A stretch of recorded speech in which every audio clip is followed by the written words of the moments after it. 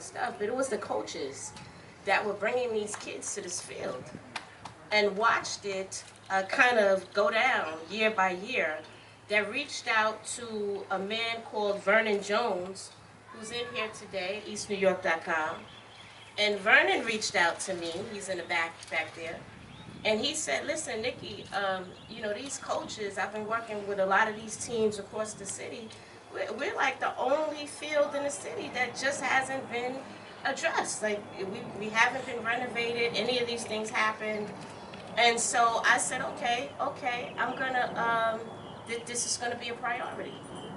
Why was this important? We're talking about the renovation of fields so that our young people can play sports. But do you know that our young people, some of them were coming here taking showers in the morning? Did anybody know that? Did you realize that this was a home away from home for some and a home period for others? Did anybody realize that? So it just meant a lot more to this community outside of just renovating for sports. Our young people were going to other fields and asking and hoping to be like someone else, which means that someone else was creating what the standards were for our children. So what this means today is that this field will impact this community in a way in which they are setting the standards for themselves. They are creating their dreams, their visions, and it will come right out of here, out of our community. And I did fight. You know why? Because when I came and talked about the field, you know what the question was? Well, whose jurisdiction is it under? It's the city. And I said, so what? We as elected officials, we're required to serve people. That's our only job. Serve, bring resources, and legislate. And the only way that we were able to do that is if we worked as a coalition and in partnership. And it's important for me to say this because it doesn't matter if this belongs to the city or under the city's jurisdiction. This project couldn't have happened because I was a new jack coming in. And they told me that too, and I said I didn't care about that either. But guess what? God has positioned me where I have great friends. And that friend started with Congressman Hakeem Jeffries.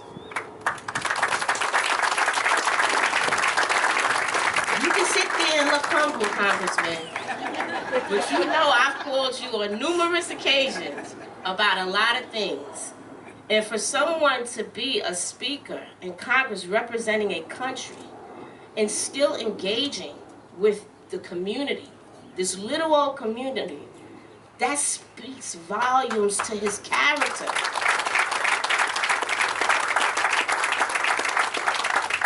And it was the help of his calls, along with Mayor Adams. When Mayor Adams first got here, I screamed and kicked and cried and made a big stink about this.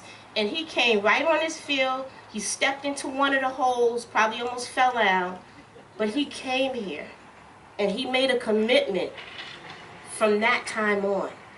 And it was those partnerships on a state with Senator Roxanne Prasad,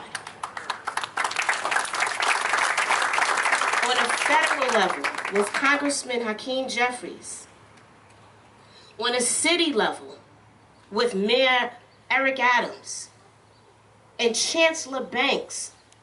I beat him up a little bit, y'all. I did.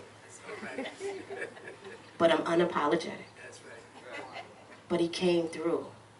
And that's the commitment of the administration that we have. And I just need y'all to understand what we have in this community. Some things cannot happen overnight, but it happened overnight. And we also have to acknowledge the people that helped us to get here as well. So Mark Traeger and Brandon Bloomfield, I don't know where you're at, but they were the ones receiving the calls when I was beating up on the chancellor.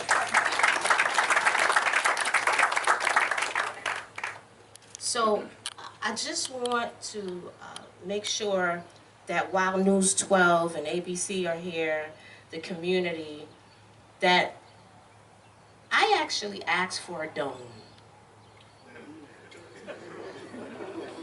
One step at a time. I'm looking at you too, Nina. I asked for a dome because if you look at these two fields connected, it is massive. It would be criminal for us to not maximize on an opportunity to build out, not just for the students, but for the community. There's a lot of great things that can come out of this. I don't want to only experience the field when it's sunshine. I want to experience the field when it's rain too. My vision, and I'm not going to stop here, is to see a dome that's a sports complex and a cultural center for this community. And I'm excited today also. I feel like, I hope he's here. Raise your hand. But we added an additional partner to this community, and you have no idea as to where we're going to go with this coalition of federal, city, and state now that we have Chris Banks as our new city councilman. There he is.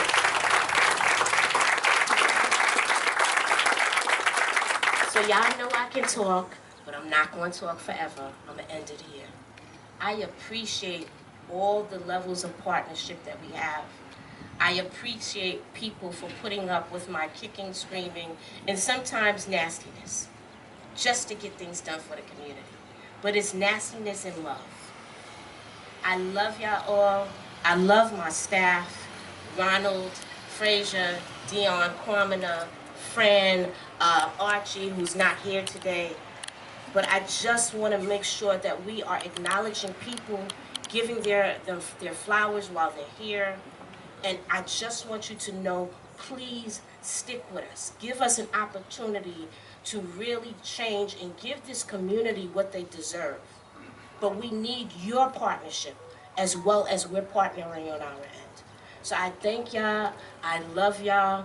I'm always going to be here. Shout out to my mom and my sister and my family and neighbors and the people first who came out to support this effort, and the students who are here with us today. Thank you so much. All right?